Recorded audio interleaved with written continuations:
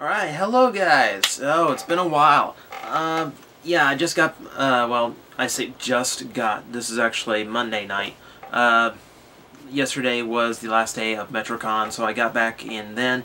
And I just, it's been a while since I posted a video, since, I meant to have something up before I left, but I always forget how much time it takes to get ready for these things. So, you'll forgive me if the new TJTV episode little blurb thing was up for quite a while.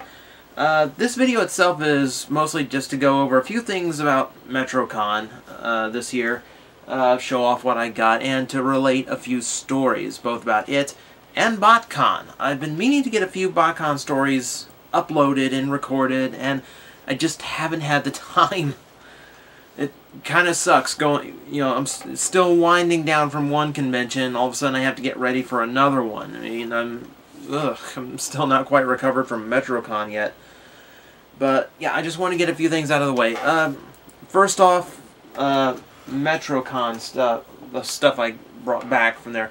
Thanks to Botcon and, well, Star Saber back there, I did not have nearly as much money for this trip as I did for the last one, so very few things. Like on the autograph section, check it out.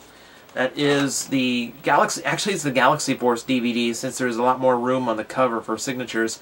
See, that was signed by Scott McNeil, of course, Scott McNeil, Kirby Moreau, who was rad and hotshot, and you also have Richard Ian Cox, who was scattershot in the series. However, he started... Here's the funny thing. He started to write Cybertron on there. So apparently he thought he played the entire planet, the entire cast. Well, he actually made the autograph a lot goofier and a lot funnier to have, so... I don't know. So just like Botcon, I brought a DVD for everyone to sign, so that worked out. I actually brought the Dragon Balls for Richard Ian Cox to sign, because I wanted to continue the running gag from '09. Unfortunately, the internet lied to me.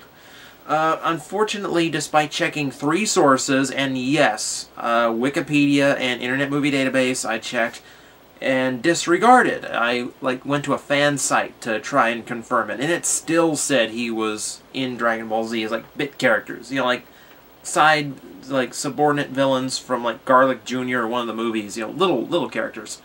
Dragon Ball Z is kind of like jury duty for anime voice actors. Eventually your number comes up. But it turns out he wasn't in that, so that kind of sucks. So no running gag. What else? Of course, I brought way too much for Scott to sign. The one in front of me had 5 or 6 DVDs, so can't argue that. That's the New Adventures of He-Man. That's what he signed for me first. His eyes bugged. Wait till you see the signing video for this year. His eyes bugged out so bad over this one. That was fun. That was fun. That wasn't the weird thing I brought, because I bring one weird thing every year if you haven't seen the other Metrocon and autograph videos. I brought one for Botcon as well, which you will see once I post Botcon videos. I'm so far behind, I apologize on those. Vangelis already has his Botcon videos up. I didn't expect that. I thought at least I'd get them out before he did. But the odd one for Metrocon this year for Scott, Hermie the Elf. He played Hermie in the modern Rudolph movies. You can see the independent line. It's one of Scott's favorite roles that he ever played because it was a character he grew up with. So he gets a big kick out of being Hermie the Elf. So I thought, how perfect. So that was the autograph run for the year. They had the voice of Lord Zed there, but he was charging for autographs, and his line, his panels and lines were the smallest ones. So I kind of felt bad for the guy. Going, brand new convention and not a lot of presents, unfortunately. And, oh, mind blank, who else was there? Spike Spencer, who was Shinji in Evangelion. I don't give a crap about Evangelion, to be honest with you, so I didn't get anything autographed from him. He's a cool guy, though. He's I'll relate a story here at the end, even though it's a sad ending. I hate to end the video on a sad note, but that's what it's going to be. And I've got so many stories, it's going to end up like a 40-minute video, so I apologize if you're just sitting around doing nothing. But I want to get it all out. The dealer room this year was surprising.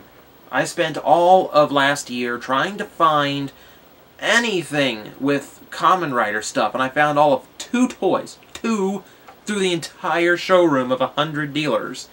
This year we had one which was half stocked with Kamen Rider stuff. It really surprised me. Like, I loitered around that booth the whole weekend. And what I got out of it was... This is SIC Deno Gun Form. I know that as the larger than Figuarts, not quite as posable, but heavy on the detail. I'll get into it in depth when I review them. But it was a set with Ryotaros. The accessories these guys come with are ridiculous. There's a bubble gun. He has a bubble gun. So that's going to be fun to review. If only because there's so much on those to show off and so much detail I wasn't expecting. And for buying it, I also got the little Motion Revive Nego from the next movie. So I got a little bit of old school Rider, and even more old school Rider. That's Kamen Rider Stronger in his charge-up form. That's a keychain, though. But I will buy anything with Stronger. Go figure. And every year I kind of regret not just buying something really stupid, anime, video game-y. Something, specifically something plush. You know, so I go for like favorite like little animal characters from animes, Ryuoki, and they haven't made a Ryuoki doll in years, so screw it. But the one thing I saw all through last year, the one thing that I really wish I had gotten, and I got it this year, Mario Mushroom. Only because it's going to make such a great prop in a video one day. I have no idea where, but this won't be the only video that features it. I'm sure of that. So, very small haul for Metrocon, but I wanted to show it off. I like what I got. I was happy with it. Now, we'll jump back to Metrocon, but I want to go to Botcon for a while. While I still have stories in my mind, and I'm sure these aren't the only stories. I'll probably get a few more out later on as I go through footage, as I remember it, because there's a lot. The coolest thing was walking around pretending that I'm a big deal. That was cool. I had a ton of people coming up to shake hands, tell me what I did. You know, they liked what I do here on YouTube. And if you're one of them, thank you very much. You made that event very special for me. There were a couple of standouts, however, that just really went... the first one was on... The first two, actually, were on the first day. We were waiting for Rimfire, actually. Because me and Cybertron X... God, how many of us were there? Sean Jasanti was there, Sean Long was there. You know, we're all supposed to go out and eat, you know, just like big YouTube gathering thing. And we were waiting on Rimfire, and someone came up in the line and started going like, okay, so this is where I started. By now, the celebrity button clicked in my head. You know, I know that look. They just got recognized. So he comes up going, You're that weird guy from YouTube. Okay. I'll take that, yeah. I'm definitely the weird guy on YouTube. You know, I've had sword fights with my toys, yeah. That's me. So, but he keeps going. He's like, you're Evangelist. Yeah. Could kind of crumple all my little hopes and dreams and throw them away. It was just so ridiculous. For those who have never seen Vangelis, well, what the hell are you doing on this channel? But for those who have never actually seen him, because he rarely appears on camera doing a review, he's half German, half Asian, small face, square head, short black hair, goatee. He looks absolutely nothing like me. It's, it's like confusing an apple with a pineapple. Similar in name, but whoa, you'd never mix up the two. That was just a really, really weird occurrence. If you're watching, that's nothing against you, man, but it was just odd. And someone else, I was waiting in line for the souvenirs after I picked up my box set, after I picked up the Primus package, and I was waiting in line behind a couple, who you'll find out about a little later, not in this video, but later on.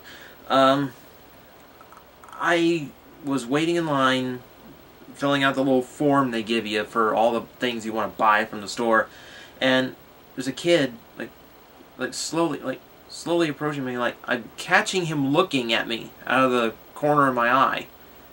So this is where this was before the rimfire thing. So this is where I really started to go, oh, that's the look. That's the look of recognition. All right, okay, I've never had that before. Okay, so eventually him and his dad comes up to me and is like, okay, it's my son, he's a big fan. His name's Isaac, by the way, so if you're watching, Isaac, hi. So he's big, okay, so he's very shy, stands by me, we get a photo together. It's a very cool experience, and what made it cool was the couple behind me just, are we in front of a celebrity? What the hell just happened here? So that was kind of fun, both getting the reaction of, oh, I know you. And I was like, whoa, you're famous? No, I'm not. I'm not. But that was cool.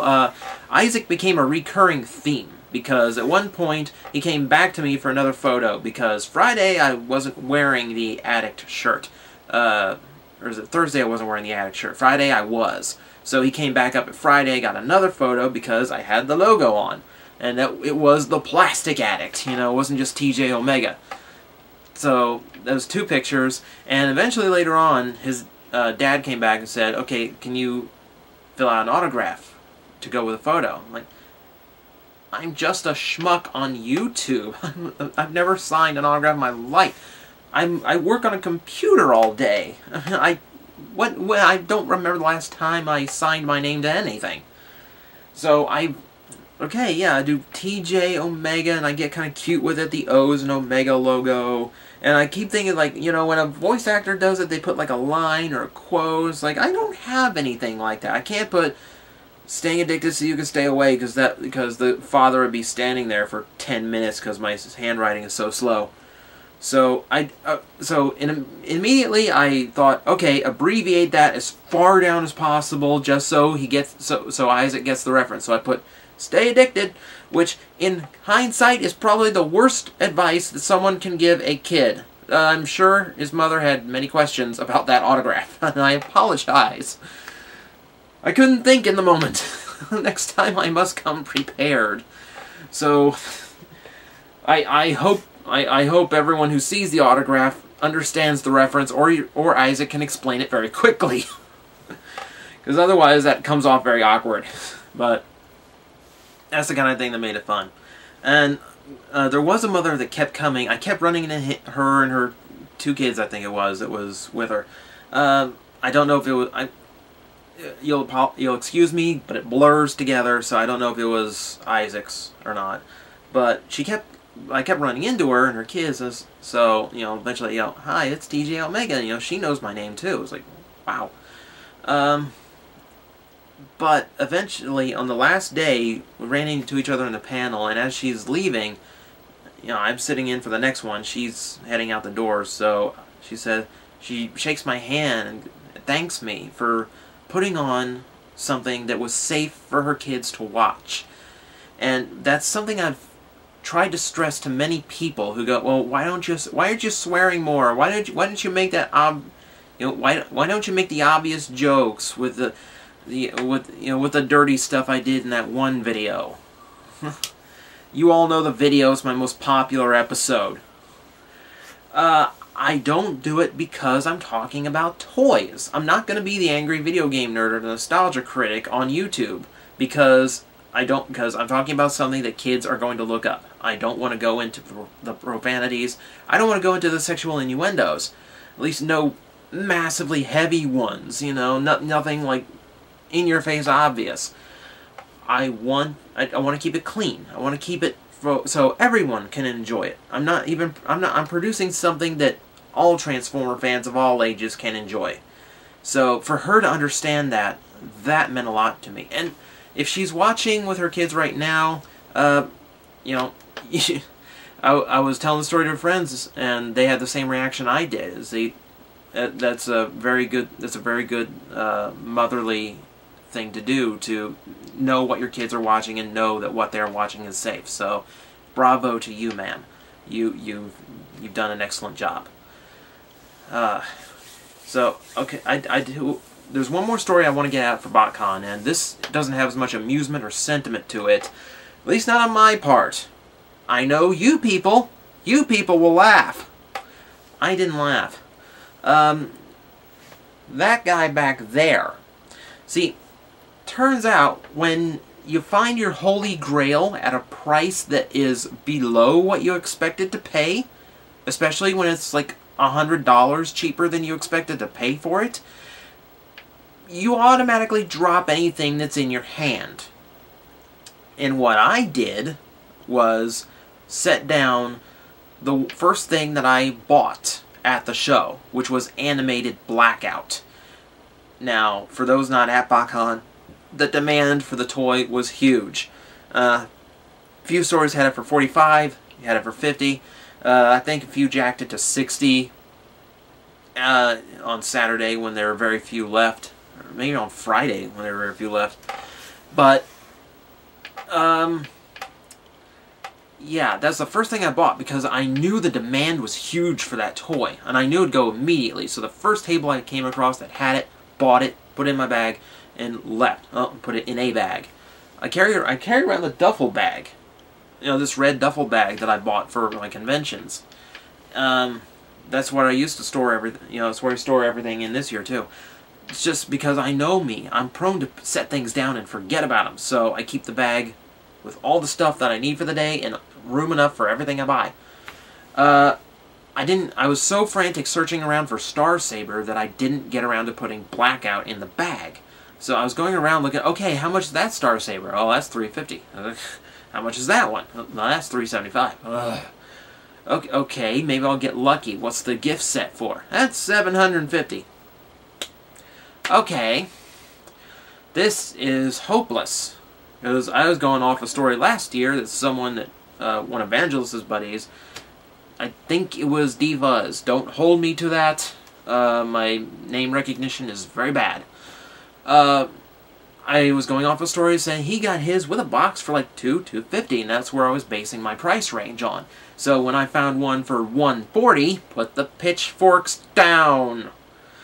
Yeah, I dropped Blackout. And it was a good hour before I realized it. I was telling Vangelis about it, because if you listen to a podcast, he kind of admits, you know, he gave me that story, but was like, you'll never find one for that. And like an hour later, I come up to him and go, hey, guess what I got? And, you know, it's, you know, I bring it out to show him, and it meets the Vangelis seal of approval. So I know I came out, you know, aces on that. And I put it back in the bag, and I realize there's a lot more room in the bag than there should be. And I realized that the Blackout's gone. Now, keep in mind, I had no idea I had set it down. Because, you know, when I found Star Saber, my mind blanked completely. So, I didn't know if I dropped it. I didn't know if I set it down somewhere. For a while, because someone suggested it to me, for a while I thought I got stolen. And apparently the rumor got around. Pyrostrata actually told me that she heard stories of someone stealing toys. Watch your bags. No, I feel horrible that I put everyone on alert for that, or if I put the deal room gave the deal room a black eye for the year on accident because I had no idea what happened to it. What was I supposed to think? But no, I don't think I ever directly insinuated, yeah, it was stolen, you know, because I didn't know either. But I started running around searching every single stall that I had been to. Hey, did I leave a blackout here? Hey, did I leave a blackout here? Hey, did I leave a blackout here? And it was like an hour running around having a heart attack every time someone told me no. And of course, everyone told me no. I couldn't find it. So I went through another hour running around looking for another blackout to buy. Say, okay, life lesson, suck it up, $50 down the drain. Just go find another one. None. Every place is sold out. The first table I found, TF Source is sold out. This huge table full of Japanese anime Tedo toys, all sold out. No blackouts anymore. So, in complete despair, I wander off. I trudge along, and I end up passing by the booth where I found Star Saber, and I thought to myself, well, I couldn't have dropped it. I should not have dropped it there, of all places. And I really didn't want to go back to there because of it was run by a Japanese guy, and there was a language barrier. I was really afraid he wouldn't understand, you know, that I had lost it or anything like that.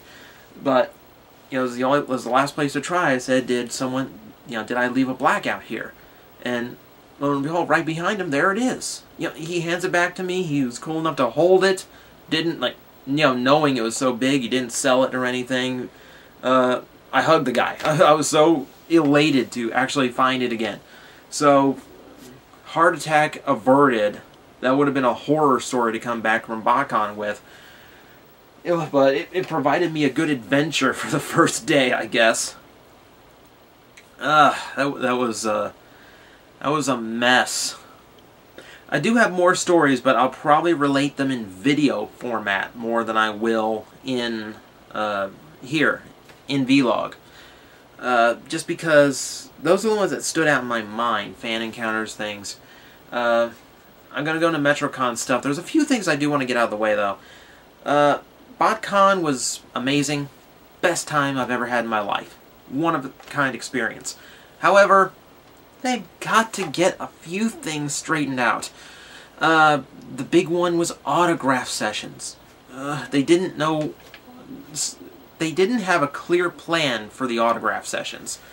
Like, when we were in line for Peter Cullen, we got there at like 7 a.m. The line was already a good 100 people deep at least.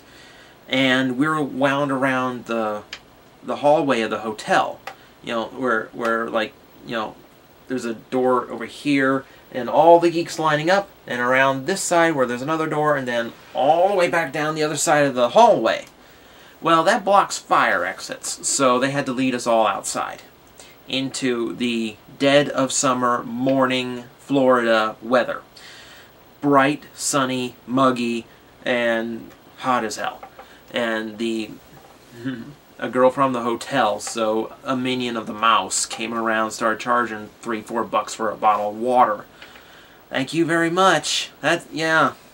So now we know how they afforded to get Peter Cullen to the East Coast. Line the geeks up outside. The ones who really want to see me, those will be the ones that make it. Make them prove themselves. There we go. And, you know, scalp them on water. I'm sure that wasn't the discussion. But it amuses me to think of it that way. It's the only thing that makes me laugh about the experience, because I'm baking, you know, we're out there baking in the sun while we wait for Cullen. But, you know, they rushed us through so fast. So it's like, you know, this was an hour-long session here. If they had, you know, if they'd given it 2 hours, if they planned it for like 2 hours, or if they planned a more specific limit, because there's a sign that said 240 will be taken. Turns out only about 220 were taken. In fact, there were some who bought a wristband just to get in the Peter Cullen line. They were just attendees for the day, wanted to get a Peter Cullen autograph, bought a wristband just to get autographs that day, and they didn't even get in line. So it's like, if you're one of those, I pray to God you got your money back, because you got gypped bad. So and there's no time for personal experience. I mean, you couldn't even take the time to shake the man's hand or thank him for everything he did for you. I would have loved to have gone on, and all I got to do was thank him for coming out to the East Coast, you know, because I know that's a big thing for him. He never goes to a Botcon unless it's in California. So that was huge, and it was more important for me to thank him for that. I only got like 10 seconds with the guy, enough time for him to apologize for not getting more time and to sign my copy of the movie. That was it. You know, it was upsetting.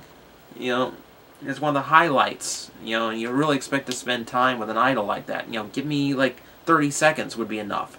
Just to shake his hand and give him a little bit of fan love. And when we got in line for Scott McNeil, of course the line was massive.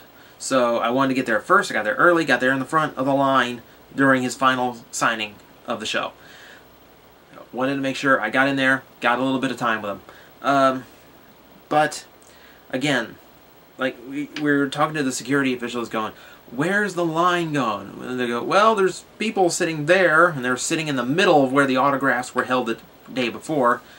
So maybe the line starts there. No. The line started against the wall yesterday. I'm pretty sure they stick to it. And I had to go on the last day because I tried to go during his first autograph session, and they told me, oh, the guy running security said, okay, we're going to get everyone we can through the Peter Cullen line. We're not even going to start lining people up for Scott McNeil until everyone here is done. So they told us to come back at 11. So like 2 minutes till 11, we head back over there, and the line is already massive. And I ask, what, these are the leftovers from Peter Cullen? No, these are the people lining up for Scott McNeil. You just told me you weren't going to do anything, and the line was already capped. The guy told us, come back at 11, and it's like 10:58, and the line is already capped off, blocked off. Screwed us over. So I had to miss the Peter Cullen panel. I had to skip the Peter Cullen panel if I was going to get the last autographs of the convention. Not a BS, man. Total screw up. So the people who run Botcon do a great job, but that needs fixing. Seriously needs fixing.